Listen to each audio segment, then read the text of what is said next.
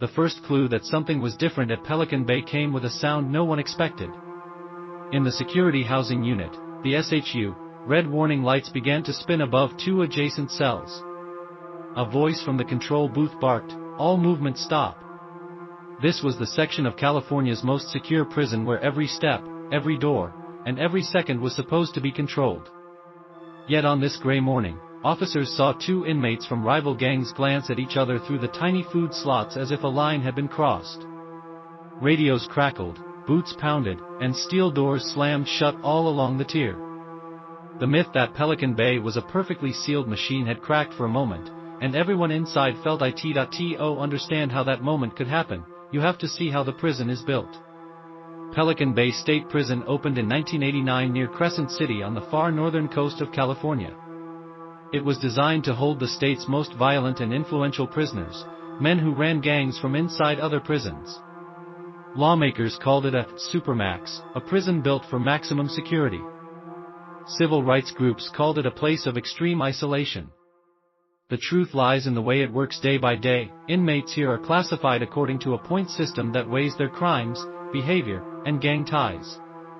Those identified as validated gang leaders are sent to the SHU, a block of single cells with solid doors and almost no contact with others.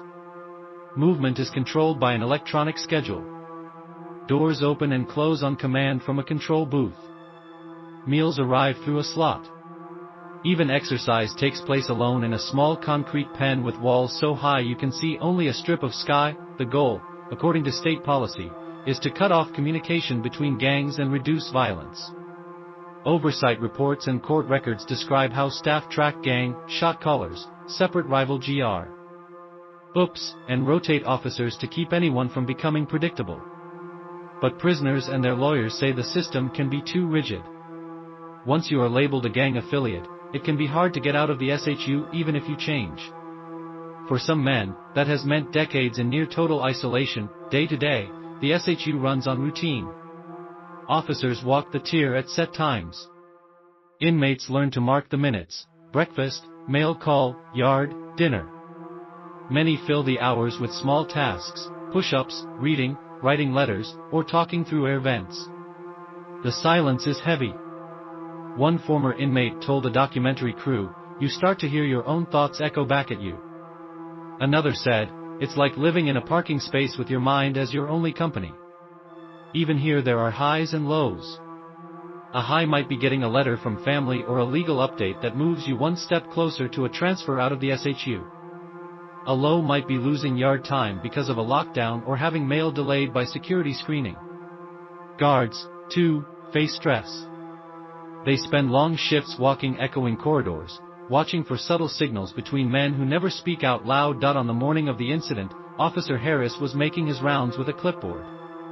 The cameras above showed everything in order: men in cells, trays collected, no movement in the corridor. Then, in the space of a breath, the red lights came on. Two rival gang members had managed to time their meal slots so that they could pass a folded scrap of paper, kite, between doors. It was just a flash of movement, but in a prison like Pelican Bay, a scrap of paper can be a spark. Harris hit the alarm. Doors slammed shut. The control booth locked down the tier. Officers rushed to the cells, shields up. One bent to pick up the paper, now lying just inside the slot. He slid it into an evidence bag. The two inmates were ordered to the back of their cells and handcuffed through the door. A nurse arrived to check staff and inmates alike. The corridor buzzed with tension, but no one spoke above a whisper. For the men locked in their cells up and down the tier, the alarm was a jolt. Most days pass in a slow gray rhythm. This was a red flash that broke the pattern. They pressed their faces to the windows, listening for clues. Was it a fight? A medical emergency? A transfer? In a place built on separation, even a hint of contact could mean changes for everyone. Control announced over the speaker, "Unit secure. Hold for further instruction." The red light slowed to a stop. Officers exhaled. The two inmates sat on their bunks, silent again, but the myth of total control had already been shaken. Marcus, a prisoner 3 cells down, felt his hands tremble. He had been in the SHU for 8 years and had seen dozens of searches and lockdowns, but this was different. He closed his eyes and tried to steady his breathing. He thought of the thin strip of sky he saw each day in the exercise pen. He thought of the letter he hoped to get from his sister this week. He thought of how quickly things could change here without warning. Somewhere in the control booth, a supervisor was already calling for extra staff and scanning camera footage to see how the pass had happened. Harris bent to tie his boot and glanced once more at the cell doors. This was the heart of California's most secure prison. Nothing was supposed to get through. But today something had. As the last red light faded, a new sound started, soft tapping through the plumbing, a code passed from cell to cell. Marcus tilted his head. The message was moving down the tier faster than the officers could walk. He could make out only one word in the pattern: tonight. He opened his eyes to the dim cell and felt a chill run down his back. In a place built to keep every person apart, something bigger was happening, and he was about to be caught in it. Night fell on Pelican Bay like a lid closing. The tier was still locked. Down from the day's alarm, but the normal hum of vents and distant radios seemed sharper. Marcus sat on his bunk, staring at the tiny square of sky that was now a square of darkness. The word he had tapped out of the pipes, tonight, echoed in his head. He didn't know who started it or what it meant, but in the SHU even a single word could feel like a thunderclap. 2 officers walked slowly down the corridor with flashlights, checking every slot and window. Their boots made soft thuds on the polished concrete. When they passed his door, Marcus caught a glimpse of their faces, tense but calm, like men walking along a cliff edge. One officer paused at the cell next to his, murmured something into a radio, then moved on. In the control booth above, cameras glowed. A supervisor leaned forward, rewinding footage frame by frame, trying to see how 2 rival gang members had passed a kite between doors without detection. Another officer printed still photos and marked times on them. On paper, the system had worked: doors sealed, movements limited, gangs separated. But the image on the monitor showed a sliver of paper sliding through space. For Marcus, the lockdown stripped away even his small comforts. No mail. No exercise hour. Meals cold by the time they reached his slot. He counted his push-ups slower, stared at the cracks in the wall longer. He thought about his sister's last letter, still unopened in the mailroom.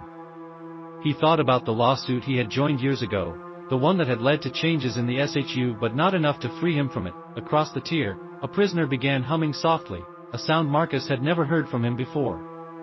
Another tapped out a code in the plumbing. Marcus pressed his ear to the vent and listened. The tap spelled a phrase in fragments: shift change, movement, watch. He couldn't tell if it was a warning or just chatter. An hour later, Officer Harris returned with a small cart and stopped at Marcus's door. "Legal call in the morning," he said quietly, sliding a notice through the slot.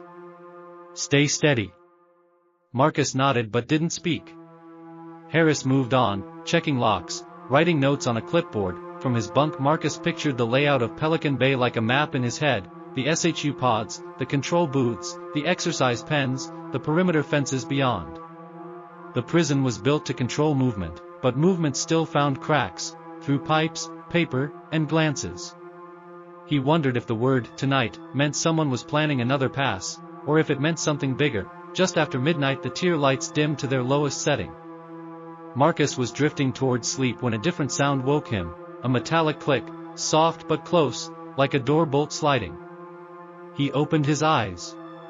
Red emergency lights flickered once, then steadied. A voice came over the speaker, not the usual calm but sharper: "All units hold. Perimeter alert, Zone B, confirm cameras." Marcus sat up. Inmates pressed to their windows. Someone whispered, "A drone?"